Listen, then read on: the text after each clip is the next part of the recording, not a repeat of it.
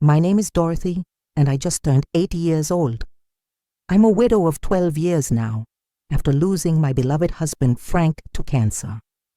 We raised 4 beautiful children together, 3 sons and 1 daughter, and I thought I had done everything right as a mother. Boy, was I wrong about that. But before I get to the part that's going to make your blood boil, let me tell you about the life I built and the sacrifices I made for the people I loved most. When Frank and I got married, in 1965 we didn't have much. He was a mechanic, and I worked part-time at the local diner while we saved every penny to buy our first home. It was a modest 2-bedroom house in a quiet neighborhood, but it was ours. Over the years, as our family grew, Frank worked overtime, constantly while I took on extra shifts whenever I could manage it between caring for our babies. You see, back then, we didn't have the luxury of daycare centers on every corner. When little Jimmy was born in 1966, followed by David in 1968, then Catherine in 1970, and finally Michael in 1972, I basically put my own dreams on hold. I had wanted to become a nurse, had even started taking classes at the community college. But with 4 kids under 6 years old, something had to give. Frank and I made the decision together. I would stay home to raise our children properly while he provided for us. And let me tell you, those were some of the hardest years of my life. Not because I didn't love my children, I adored them, but because stretching Frank's paycheck to cover a family of 6 required creativity I didn't know I possessed. I learned to sew all their clothes from patterns and discount fabric.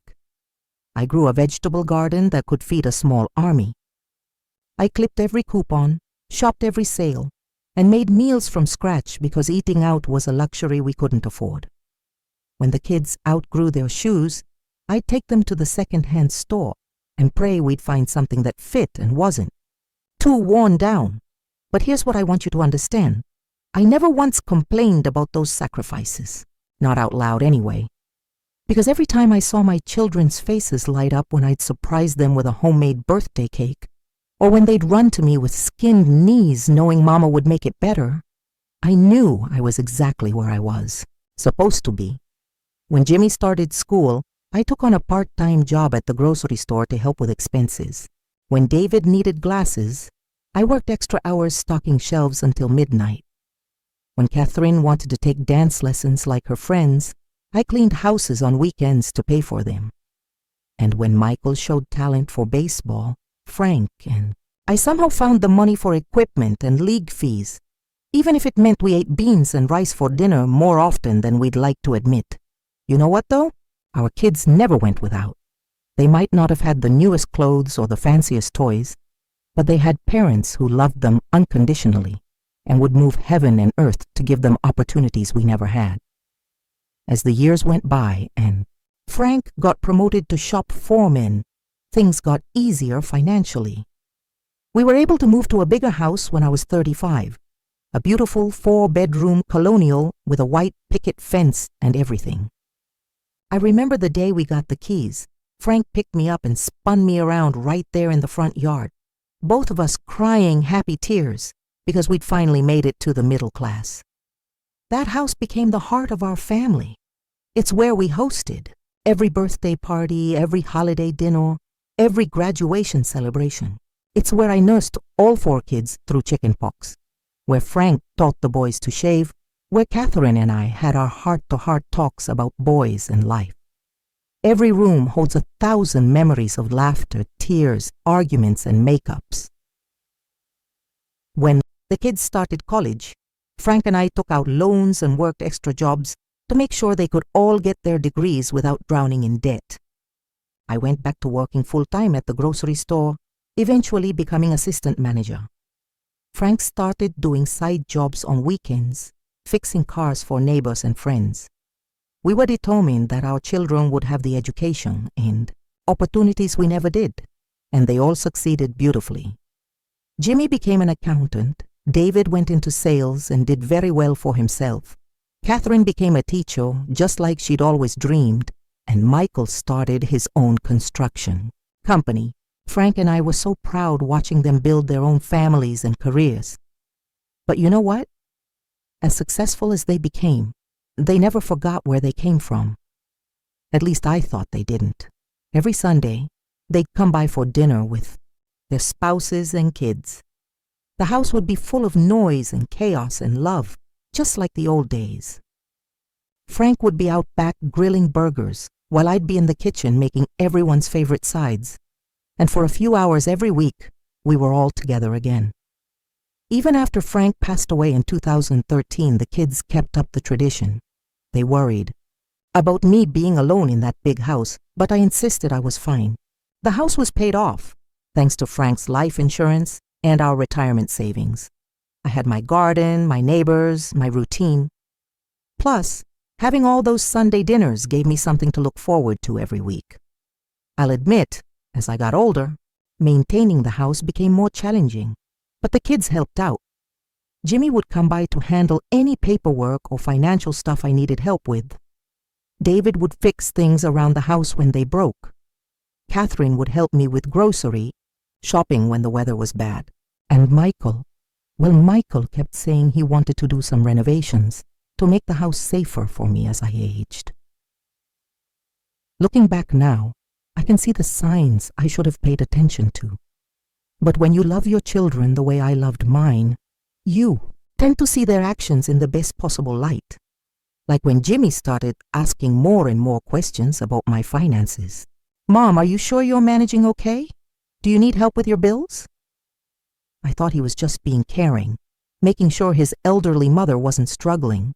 Or when David began making comments about how big the house was for just one person. "Mom, don't you think you'd be happier in a nice little apartment? Less to worry about, less to clean?" I figured he was just concerned about me overexerting myself. Catherine started bringing up senior living communities more frequently.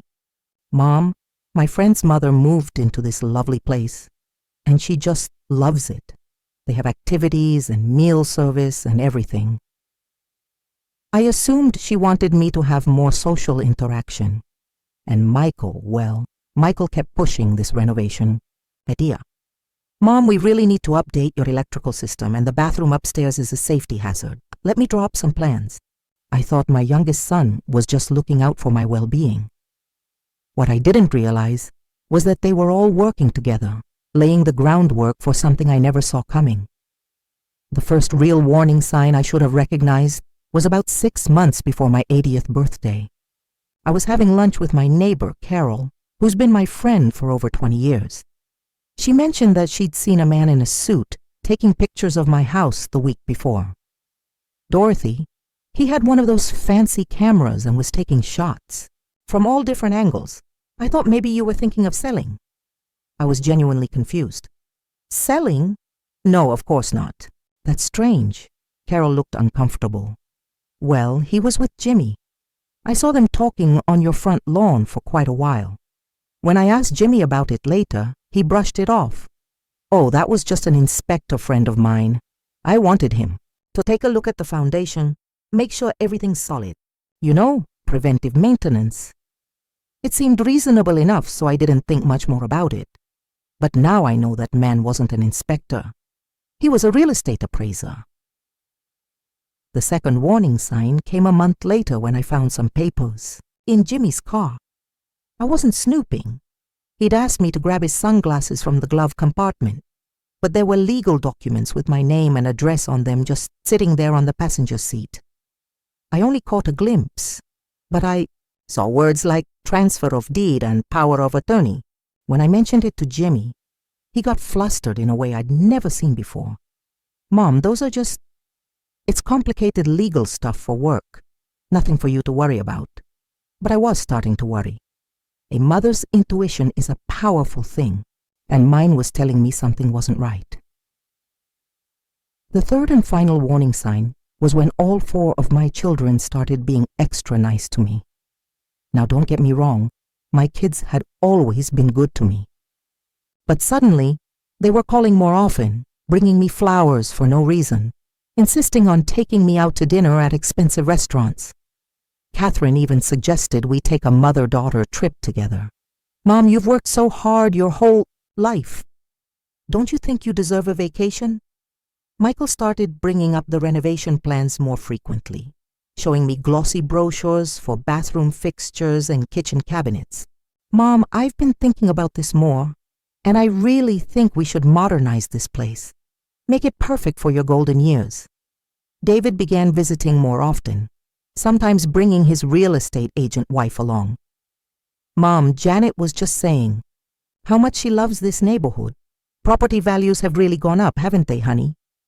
And Jimmy started handling more and more of my paperwork. Mom, let me take care of that tax stuff for you. No need for you to stress about it. At the time, I felt so blessed to have such thoughtful, attentive children. I thought maybe they were just realizing that at my age, our time together was precious, and they wanted to make the most of it. I had no idea they were actually making. Sure, I felt loved and secure, right up until the moment they planned to pull the rug out from under me. But I'm getting ahead of myself. Let me tell you about my 80th birthday party, the most elaborate celebration my children had ever thrown for me, and what I now realize was actually my farewell party. They started planning it months in advance. Catherine took charge of the decorations and guest list, Michael handled the catering, David arranged for a photographer, and Jimmy managed the budget. They rented out the community center, hired a DJ, and invited everyone, neighbors, old friends from work, people I hadn't seen in years. The scene was a life well lived, and they created this whole photo display with pictures from my childhood, my wedding, raising them, family vacations, holidays, decades of memories arranged on easels throughout the room. When I walked in and saw what they'd done, I literally started crying. It was the most beautiful celebration I'd ever seen, and it was all for me. My children had put so much thought and effort into making me feel special and loved. The whole night was magical. People gave speeches about what I'd meant to them over the years. Old friends shared stories I'd forgotten. My grandchildren performed a song they'd written especially for me. Frank's brother flew in from Arizona just to be there. But here's what really got to me. Each of my children gave a speech about what kind of mother I'd been to them. Jimmy talked about how I'd always made sure he had everything he needed for school, even when money was tight. He told the story about how I'd worked extra shifts to buy him a graphing calculator for his advanced math class, and how that had helped him get into college. David shared memories of me teaching him to drive, and how patient I'd been when he kept stalling the car. He joked about how I'd white-knuckled the passenger door handle, but never once raised my voice or made him feel stupid. Catherine got emotional, talking about all the times I'd stayed up late helping her with school projects, or listening to her teenage drama, or just being there whenever she needed me. She said I'd shown her what it meant to be a strong woman who put family first. And Michael's speech was the one that really got me. He talked about how, even though he was the youngest and sometimes felt left out, I'd always made sure he knew he was just as important as his older siblings. He told everyone about the time I'd driven 3 hours to watch him play in a baseball tournament that none of his friends' parents could attend, just so he wouldn't be the only kid there, without family cheering him on. By the end of the evening, I felt like the luckiest mother in the world. My children had turned out to be such wonderful, thoughtful adults, and they clearly loved and appreciated everything I'd done for them over the years. As people were leaving, my kids gathered around me for a group photo. The photographer caught us all laughing at something Michael had said, our arms around each other, my face glowing with happiness and pride. Looking at that picture now, knowing what I know, it breaks my heart. Because that was the last moment I felt truly happy as their mother. That was the last time I looked at them and saw the children I'd raised with such love and sacrifice. The next morning, I was still riding high from the party. I woke up early, made myself a nice cup of coffee, and sat on my back porch watching the sunrise and thinking about how blessed I was. Around 10 o'clock, All 4 of my children showed up at my door. This wasn't unusual. They often came by the day after a big family event to help clean up or just spend more time together. But something felt different about this visit. They all seemed nervous, fidgety. Jimmy kept checking his watch. David was pacing around my living room instead of sitting down. Catherine couldn't seem to make eye contact with me. And Michael just looked sad. "Mom," Jimmy said, "we need to talk to you about something important." The way he said it made my stomach drop. It was the same tone he'd used when he was 12 and had broken my favorite vase while playing ball in the house. "Of course, sweetheart. What's on your mind?" Jimmy pulled out a manila folder from his briefcase. When had he started carrying a briefcase to family visits? And set it on my kitchen table. "Mom, we've been talking, and we're all really worried about you living alone in this big house. It's not safe anymore." I looked around at my other children, expecting them to disagree with Jimmy's assessment, but they were all nodding along. "I'm fine, Jimmy. I've been managing just fine." "But Mom," Catherine jumped in, "what if you fall down those stairs? What if something happens and no one finds you for days? We wouldn't be able to live with ourselves." Now I was getting annoyed. "I'm 80, not an invalid. I'm perfectly capable of taking care of myself." David stepped forward. "Mom, we know you think you are, but let's be realistic here. This house is too much for someone your age. The yard, work, the maintenance, just getting around day to day."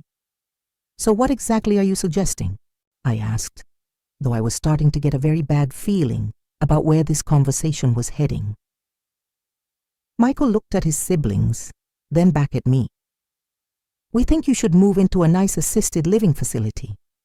We've already looked at several places, and there's this one about 20 minutes away that's really lovely.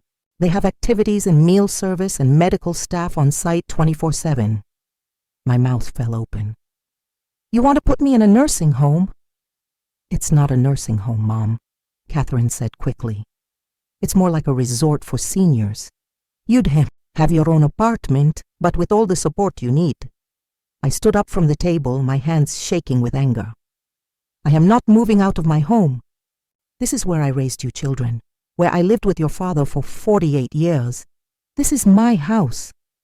Jimmy opened the folder and pulled out several official-looking documents. "Mom, that's actually what we need to discuss with you. We've been talking to a lawyer, and we think the best thing for everyone would be if you transferred ownership of the house to us now, while you can still make these decisions clearly." "Wait, what? Did my son just question my mental capacity? What are you talking about?" I demanded. "Look, Mom," David said, "you're going to inherit this house to us eventually anyway, right? And there are significant tax advantages if you transfer it now instead of waiting. Plus, this way we can handle all the maintenance and upkeep, and you won't have to worry about any of that anymore."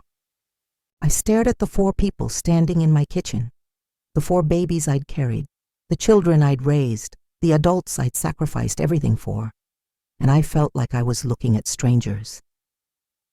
"Let me get this straight," I said slowly. "The day after you throw me a party celebrating my life, you want me to sign over my house to you and move into an old folks' home?" "Mom, you're being dramatic," Jimmy said. "This is a practical solution that benefits everyone." "Benefits everyone? How exactly does this benefit me?" Catherine reached out to touch my arm, but I pulled away. "Mom, you'll have security. You'll have people to take care of you. You won't have to worry about anything anymore." "I don't want people to take care of me. I want to live in my own home." "But Mom," Michael said quietly, "what if something happens to you? What if you can't take care of the house anymore? Wouldn't it be better to plan ahead?"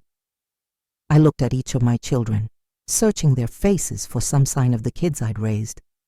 Where was the Jimmy who used to bring me dandelions from the yard because he thought they were as pretty as roses? Where was the David who used to crawl into bed with me during thunderstorms? Where was the Catherine who used to help me bake cookies every Christmas? Where was the Michael who used to tell me I was the most beautiful mom in the world? All I saw now were 4 adults who seemed to view me as a problem to be solved, rather than a person to be respected. And what if I refuse? I asked. The silence that followed was deafening. Finally, Jimmy cleared his throat. Mom, we really hope you'll see reason here. This is the best solution for everyone. That's not what I asked, Jimmy. What if I refuse to sign these papers? Another long pause. Then David spoke up. Well, Mom, we can't force you to do anything, but we wouldn't be able to help you maintain this place anymore. It would be too much worry for us, knowing you're here alone, struggling with things you can't handle. The threat was clear, even though they were trying to dress it up as concern. Sign over the house or lose their support entirely. I felt something cold settle in my chest, something that felt like the death of everything I'd believed about my children and our relationship. I need time to think about this, I said. Of course, Mom, Catherine said, though she looked relieved that I hadn't outright refused. Take all the time you need, but don't take too long, okay? The sooner we get this sorted out, the sooner we can all stop worrying. After they left, I sat at my kitchen table staring at those papers for hours. Legal documents full of whereas, clauses and heretofore statements that basically boiled down to one thing. My children wanted me to give them my house and move out of the home I'd lived in for over 4 decades. But wait, you guys, it gets so much worse than that. Because what I discovered over the next few weeks made me realize that this wasn't a spur-of-the-moment decision driven by concern for my welfare. This was a calculated plan that had been in the works for months, maybe even years, and the depth of their deception was about to make me question everything I thought I knew about the people I'd devoted my entire adult life to raising. The first clue came 3 days later when my neighbor Carol knocked on my door with a concerned look on her face. Dorothy, I hope you don't mind me asking, but are you planning to sell the house? I saw another one of those real estate people here yesterday while you were at the grocery store. My blood ran cold. What real estate person? Well, it was a woman this time. She was walking around your property with Jimmy, taking notes and measurements. She even went into your backyard and was looking at the foundation. I thanked Carol and immediately called Jimmy. When I confronted him about it, he stumbled over his words. Oh, that was just, we wanted to get an estimate on what some repairs might cost. You know, in case we decide to do those renovations I mentioned. But his voice had that same nervous quality it used to have when he was a teenager trying to lie his way out of trouble. And suddenly, I remembered something that made my stomach turn. 2 months earlier, I'd received a call from someone claiming to be from my insurance company, asking to verify some information about my property. They'd asked detailed questions about the square footage, the age of the roof, recent improvements. At the time, I thought it was routine, but now I realized that had probably been one of my children, or someone working with them, gathering information they needed for their plan. I decided I needed to do some investigating of my own. The next day, I called my insurance agent directly. Hi, this is Dorothy. I got a call a couple months ago from someone saying they were from your office, asking about my property details. I just wanted to make sure that was legitimate. There was a pause. Mrs. Dorothy, we never make calls like that unless there's been a claim filed. When exactly did this happen? When I told him the date, he checked his records. No, ma'am. That call definitely didn't come from our office. It sounds like someone was trying to get information about your property for their own purposes. I'd be very careful about giving out that kind of information in the future. I hung up feeling sick to my stomach. My own children had been gathering intelligence about my property behind my back, but I still didn't know the full extent of what they were planning. That weekend, I did something I'd never done before in my life. I hired a private investigator. I know what you're thinking. Seems extreme, right? But I had to know what my children were really up to. I found a retired police officer named Frank Rodriguez, who specialized in family investigations, and I told him everything. Mrs. Dorothy, he said. "I've seen cases like this before. Adult children who start viewing their elderly parents' assets as their inheritance, even while the parent is still alive and capable. Let me look into this for you." What Frank discovered over the next 2 weeks made me physically ill. Jimmy had just been asking casual questions about my finances.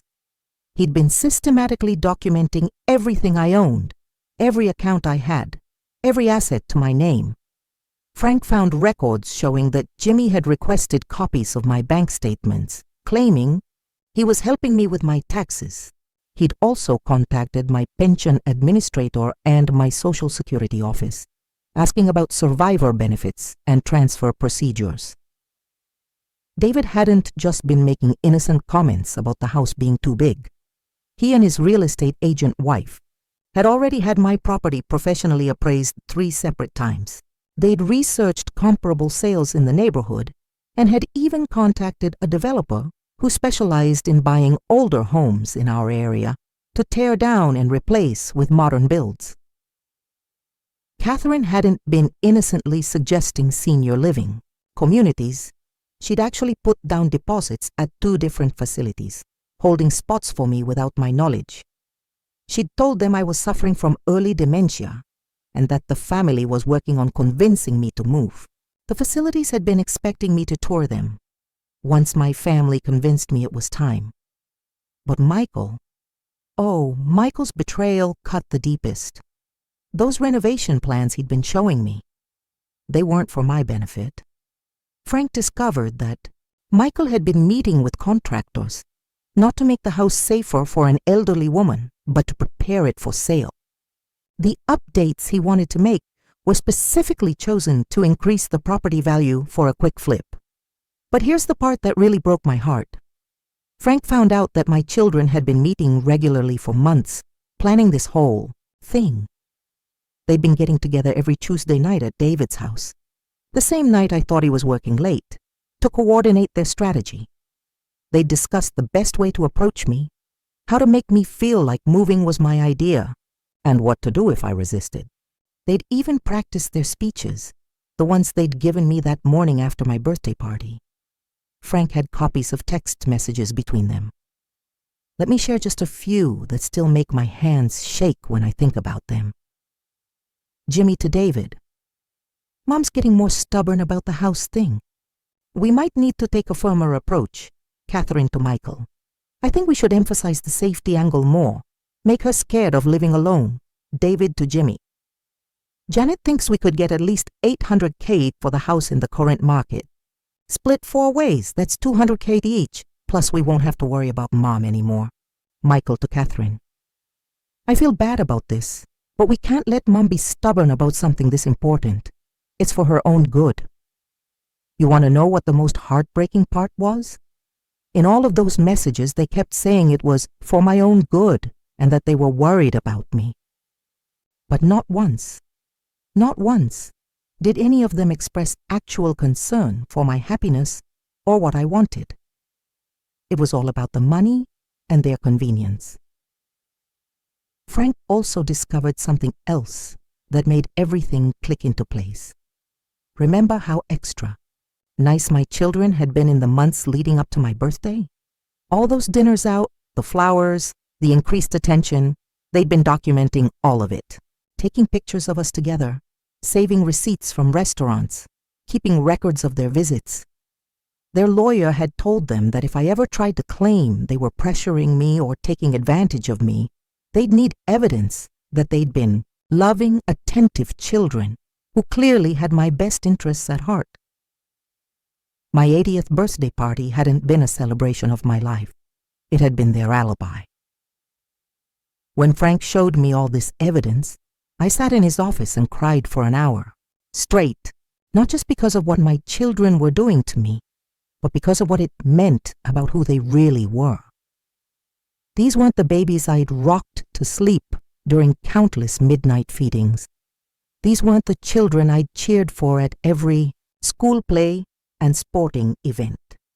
These weren't the young adults I'd helped through college and their first jobs and their early relationships. Those people had been replaced by strangers who saw me as an obstacle to their financial gain. But you know what? After I finished crying, something else started growing inside me, something cold and hard and determined. If my children wanted to play games with my life and my property, then fine. I could play games too. And I'd been alive a lot longer than they had. The first thing I did was call my lawyer, not Jimmy's lawyer friend, but my own attorney who'd been handling my affairs for years. I made an appointment to see him immediately. "Dorothy," he said, when I explained the situation, "I'm so sorry this is happening to you. Unfortunately, it's more common than you might think. But the good news is, as long as you're mentally competent, which you clearly are, no one can force you to sign over your property." "What about the pressure they're putting on me?" "The threats to stop helping me if I don't cooperate." He frowned. "That could potentially be considered elder coercion, depending on how far they take it. But the best thing you can do right now is make sure all your legal documents are in order and reflect your actual wishes, not what anyone else thinks you should do." That's when I made the decision that would change everything. "I want to revise my will," I told him. "Over the next several weeks, I made some very strategic changes to my estate planning. But I'm getting ahead of myself. Let me tell you what happened when I finally responded to my children's pressure campaign. It had been 2 weeks since they'd presented me with those papers, and they were getting impatient. Jimmy had called me 3 times, asking if I'd had enough time to think about their proposal. Catherine had stopped by twice with brochures for assisted living facilities. David kept making comments about winter coming and how dangerous it would be for me to deal with snow and ice on my own. Finally, I called them all and asked them to come over for dinner on Sunday. I told them I'd made my decision about the house. They arrived looking nervous but hopeful. I could see it in their faces. They thought they'd worn me down, that I was ready to give them what they wanted. I'd made a nice roast dinner just like the Sunday meals we'd shared for so many years. As we sat around the table, they kept glancing at each other, waiting for me to bring up the subject of the house. Finally, after we'd finished eating, Jimmy cleared his throat. "So, Mom, you said you'd made a decision about our proposal." I looked around the table at these 4 people who'd once been the most important things in my world. "Yes, I have," I said calmly. "My decision is no." The silence was deafening. "Mom," Catherine said carefully, "maybe you didn't understand everything we explained." "Oh, I understood perfectly," I interrupted.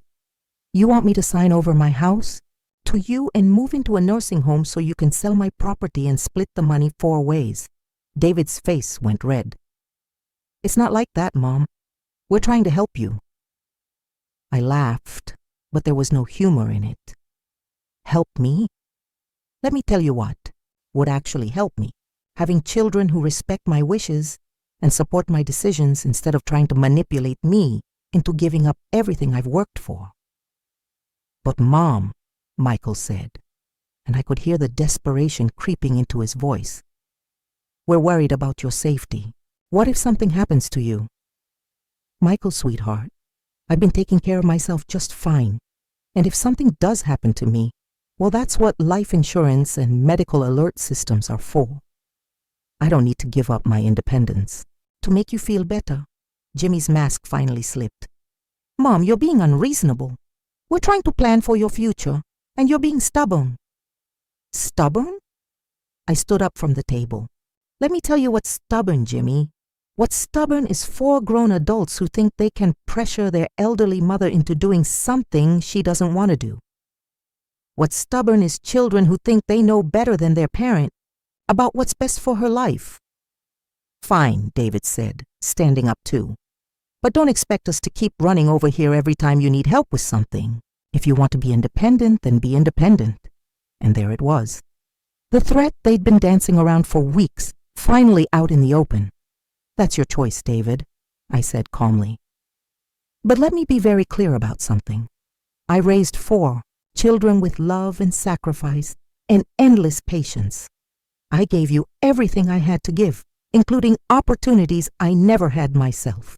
And now that you're successful adults, you want to repay that by pressuring me to give up my home and my independence." Catherine started crying. "Mom, that's not fair. We love you." "To you, Catherine, because love isn't trying to control someone.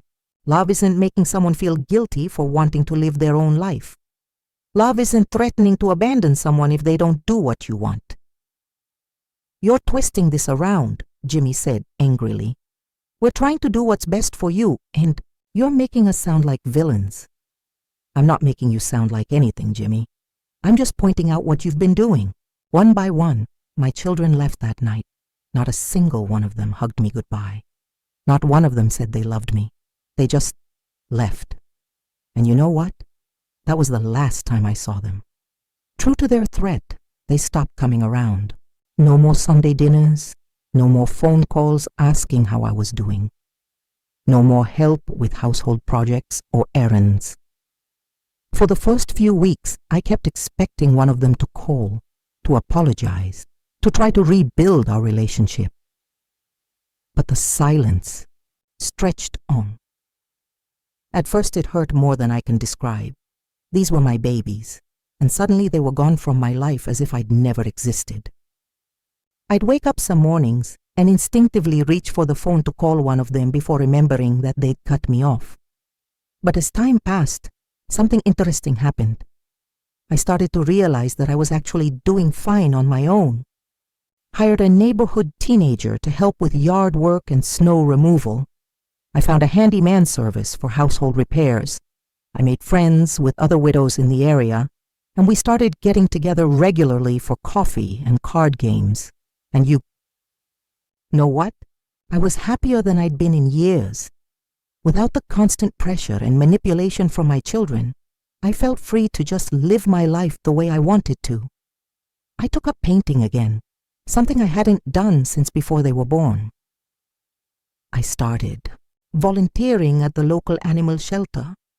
I even took a senior citizens trip to Europe, something Frank and I had always talked about doing, but never found the time for.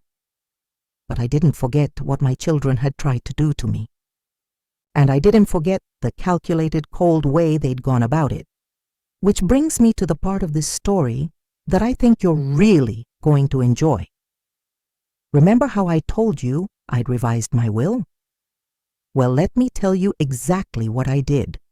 Originally, my will had left everything to my 4 children in equal shares. The house, my savings, my retirement accounts, my life insurance, everything split 4 ways, just like you'd expect from a loving mother. But after discovering their months-long scheme to force me out of my home, I made some changes. I left each of my children exactly $1, one single dollar each, with a note explaining that this was to ensure the will couldn't be contested on grounds that I'd forgotten to include them. Everything else, my house worth $800,000, my savings of $350,000, my retirement accounts worth another $200,000, plus my life insurance policy of $100,000. All of it went to charities. Half went to organizations that help elderly people remain independent in their own homes for as long as possible. The other half went to programs that provide education and opportunities for underprivileged children, kids whose parents are making the same sacrifices I once made, but who don't have family members plotting to take advantage of them later. But here's the really beautiful part of my plan. I didn't just quietly change my will and leave it at that. Oh no, that would have been too easy on them. I made sure they knew exactly what they'd lost and why. On what would have been our last Sunday dinner together, if we'd still been having them, I sent each of my children a letter. Not an email, not a text message, but an old-fashioned letter in the mail. The letter explained everything I'd discovered about their scheme. I included copies of some of the evidence Frank had gathered, the text messages, the real estate appraisals, the deposits at senior living facilities. I wanted them to know that I knew exactly what they'd been planning. Then I told them about my new will. You decided that I was worth more to you as a source of inheritance than as a mother worthy of respect and love, I wrote. You calculated exactly how much money you could get by forcing me out of my home and essentially ending my independence. You planned and schemed and manipulated, thinking I was too old and too trusting to figure out what you were really doing. Well, congratulations. You've gotten exactly what you deserved. Your inheritance now matches the amount of love and respect you showed me in my time of need. I hope that $1 each serves as a reminder of what greed and betrayal cost you. Say, money you thought you were entitled to is now going to help people who actually need it, instead of people who were willing to sacrifice their mother's happiness for their own financial gain. I raised you to be better than this. I'm sorry I failed. I signed each letter, Your Disappointed Mother, and mailed them on a Tuesday, the same day of the week they used to meet to plan their strategy against me. And then I waited. Jimmy called. First, screaming so loudly I had to hold the phone away from my ear, he threatened to contest the will, to have me declared mentally incompetent, to sue me for emotional distress. I listened to his tantrum calmly and then said, Jimmy, you're proving every point I made in that letter, and hung up. David showed up at my door the next day, demanding to know if the letter was some kind of joke. When I assured him it wasn't, he called me selfish and ungrateful. After everything we've done for you, he said, this is how you repay us? I looked at him standing on my front porch, red-faced and furious, and I almost laughed. David, what exactly have you done for me lately? Besides trying to steal my house, Catherine came by the day after that, crying and begging me to reconsider. She claimed they'd all just been worried about me, that I'd misunderstood their intentions. She promised they'd never bring up the house thing again if I'd just change my will back. It's too late for that, Catherine, I told her. You can't unring a bell. I know who you really are now. Michael never came by or called, but I heard through Carol that he'd been seen driving past the house several times, slowing down but never stopping. Over the following months, each of my children tried different tactics to get back in my good graces. Jimmy sent flowers with apologetic cards. David offered to do repairs around the house for free. Catherine invited me to family events, acting as if nothing had ever happened. But I'd learned something important about relationships. Once someone shows you that they're willing to manipulate and betray you for money, you can never fully trust them again. Their apologies weren't about being sorry for what they'd done to me. They were about being sorry they'd gotten caught and lost their inheritance. The funny thing is, I'm actually much happier now than I was when I thought I had 4 loving children. It turns out that relationships built on obligation and expectation aren't nearly as fulfilling as relationships built on genuine care and respect. My new friends from the senior center never ask me for anything except my company. The volunteers I work with at the animal shelter appreciate my time and effort without calculating what they might gain from knowing me. The neighbors who help me with small tasks do it because they're good people, not because they're hoping to inherit something someday, and my lawyer assures me that my will is ironclad. I've been evaluated by 2 different mental health professionals who've declared me completely mentally competent. I've documented every detail of my children's scheme. Even if they try to contest the will after I'm gone, they won't succeed. I've lived in this house for over 40 years now, and I plan to stay here until the day I die. Every morning, I wake up in the bedroom I shared with Frank, look out at the garden we planted together, and feel grateful that I stood up for myself when it mattered most. Sometimes I wonder what would have happened if I'd just signed those papers that day after my birthday party. I'd probably be sitting in some sterile assisted living facility right now, watching my children divide up the money from selling my home, convincing myself that this was what love looked like. Instead, I'm sitting in my own kitchen, writing this story, surrounded by 40 years of memories and filled with pride that I didn't let anyone, not even my own children, take away my dignity and independence. You know what the best part is? Every Tuesday night, the same night my children used to meet to plot against me, I host a card game for my new friends. We play poker for pennies, tell stories about our lives, and laugh until our sides hurt. Last week, one of the ladies asked me if I ever regret not having a closer relationship with my children. I thought about it for a moment and said, "You can't have a close relationship with people who see you as a problem to be solved rather than a person to be loved. I spent 80 years trying to be the mother they needed. Now I'm finally learning to be the woman I want to be." And that, my friends, is how 4 greedy children lost a $1.4 million inheritance because they couldn't wait for their mother to die naturally and couldn't treat her with basic respect while she was alive. The moral of the story: treat your elderly parents with love and respect, not because of what they might leave you, but because of what they've already given you. And if you're an elderly person dealing with manipulative adult children, remember this: it's never too late to stand up for yourself. Your independence and dignity are worth more than keeping peace with people who don't truly value you. I'm 82 years old now, and I've never been happier or more proud of myself than I am today. Take that, Jimmy, David, Catherine, and Michael. You played yourselves.